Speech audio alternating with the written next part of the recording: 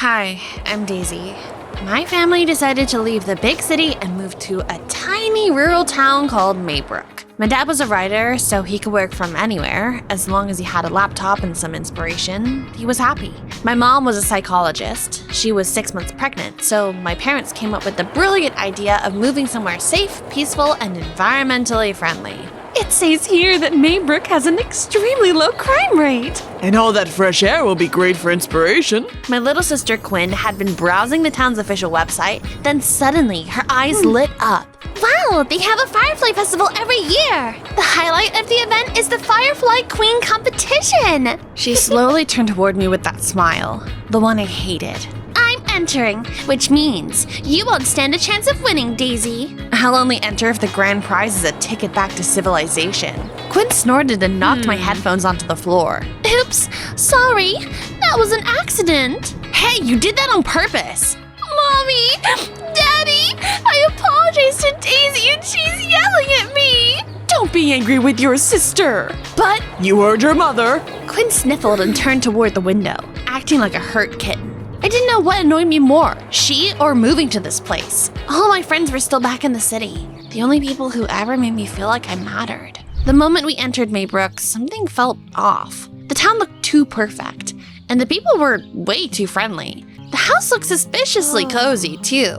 It was an old 2-story cottage covered in ivy. I've always believed that if a place looks flawless, someone's probably sweeping dirt under the rug. And if a person seems too perfect, they're usually hiding an ugly side. Take Quinn, for example. To everyone, she was the perfect little sister, but I knew a different version of her. Quinn always got her way through tears, tantrums, and guilt trips. She was a tiny master manipulator. The first few weeks in Maybrook were uneventful. News spread quickly that a famous writer had moved to town. That's when Maybrook's mayor, Arthur Bell, announced he'd be taking us under his wing. He showed us around town, and everywhere we went, people asked Dad for autographs. I'm so flattered. And we're honored to have someone so famous living here. Quinn instantly became everyone's favorite too. As for me, I tried to keep to myself. That lasted until the whole room situation. Originally, I got the bedroom overlooking the forest. It was the only place in the house I actually liked. Then Quinn decided she wanted it for herself. Quinn, but Daisy already unpacked all her things. So what? I want her room. I want it. I want it. Daisy, switch rooms with your sister. No, she's manipulating you again. I said now. Grrr! I kicked my bedroom door open and told Quinn she could have it. Then I turned to my parents. Don't expect me to help you with anything ever again. From now on, I'll treat you exactly the way you treat me. After that, I stormed out of the house to cool off. Before long, I found myself down by the lake, where I saw a group of kids hanging out around a campfire.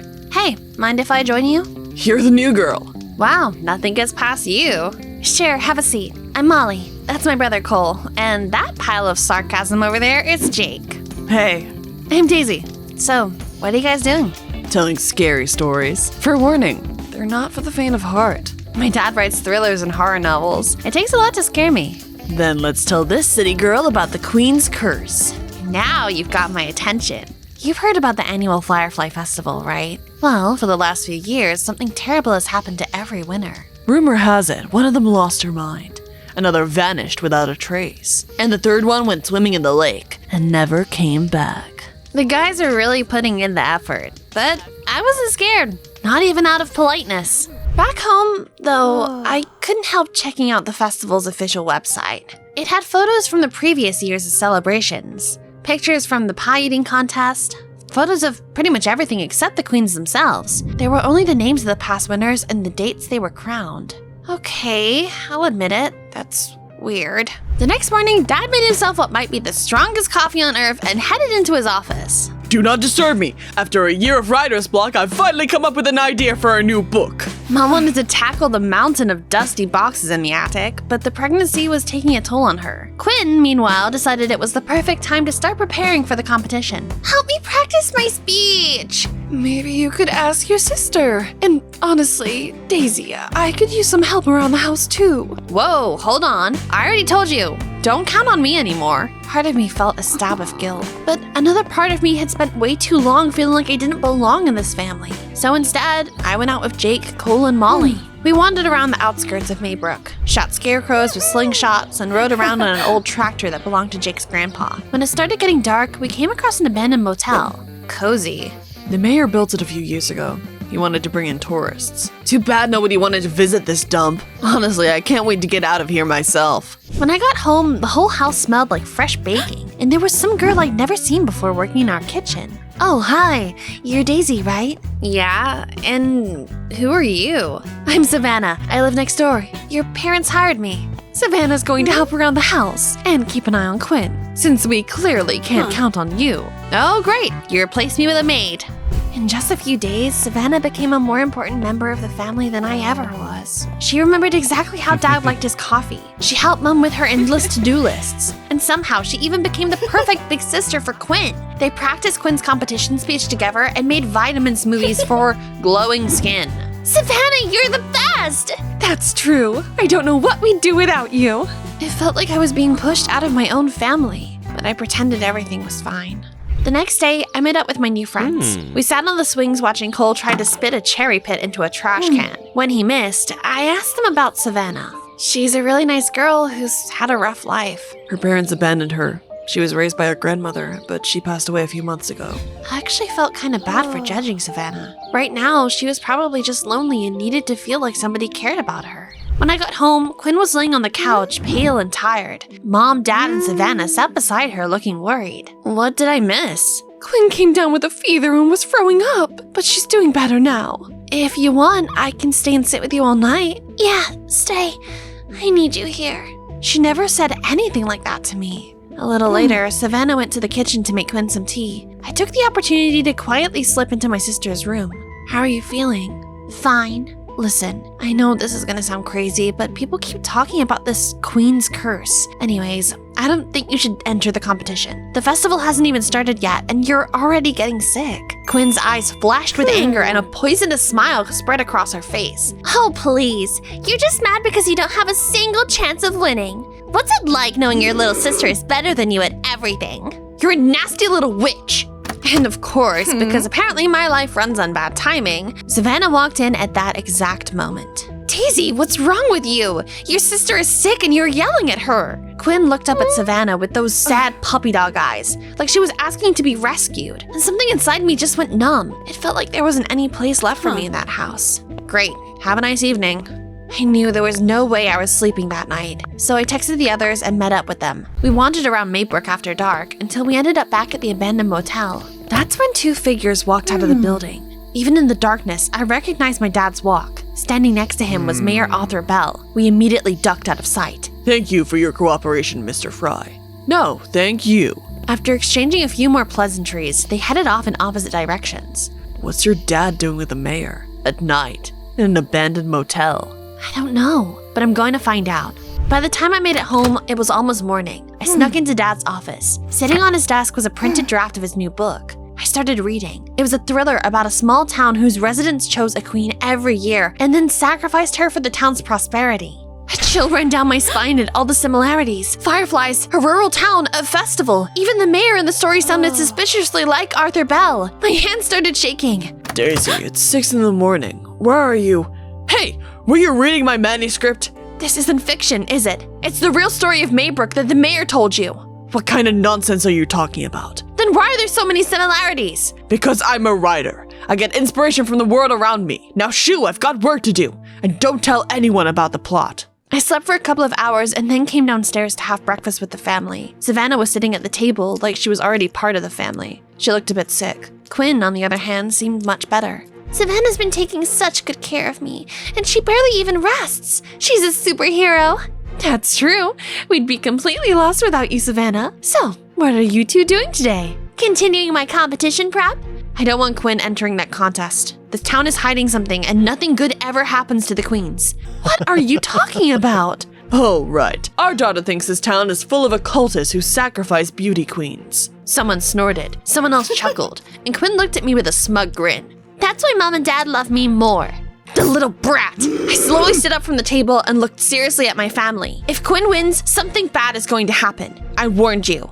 A couple of days passed. Maybrook was going all out getting ready for the festival. A stage was going up in town square. There were posters everywhere asking who will be the next queen. By then, I was already sick of the whole thing. Hey, wanna ditch this place and go to the lake? We're working. Wanna help? I don't want to be a part of this.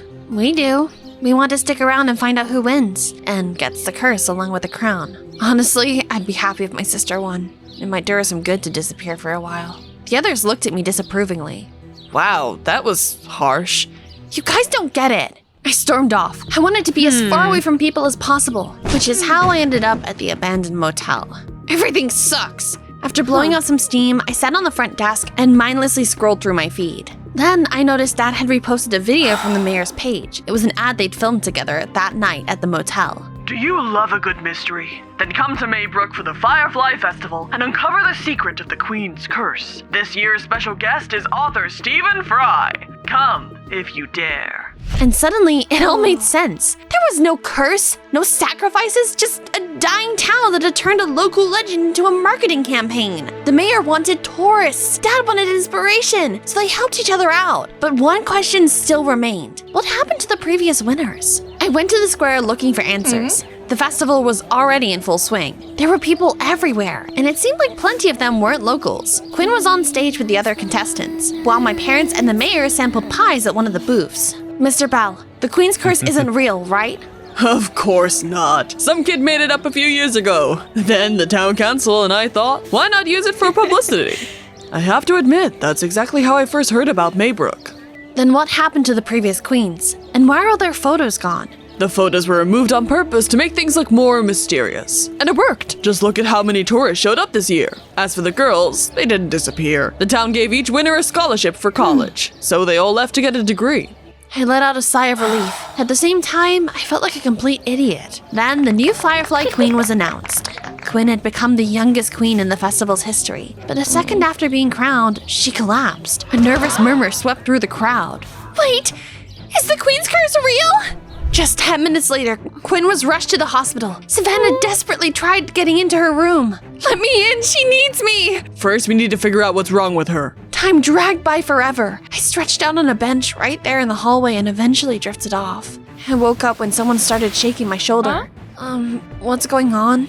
Daisy, is there something you'd like to confess? Such as? The doctors found out that someone has been giving Quinn almonds for a while now. You know how severe her allergy is. At first, the doses were small. The fever, the nausea, the weakness. Today at the coronation, it turned into a serious reaction. The doctors helped her, but now we need to figure out who was poisoning Quinn on purpose. Why are you all looking at me? Because you said something bad would happen if Quinn won. That was a threat. I talked to your friends, Daisy. Is it true you said it might do your sister some good to disappear? I was just angry. Wait a second, what about the mayor? Maybe he wanted to make the legend seem more real, so even more tourists would come? Convenient theory, except Quinn was being poisoned slowly over a long period of time. Whoever did it had constant access to her. And that's when it hit me, so suddenly that it scared even me.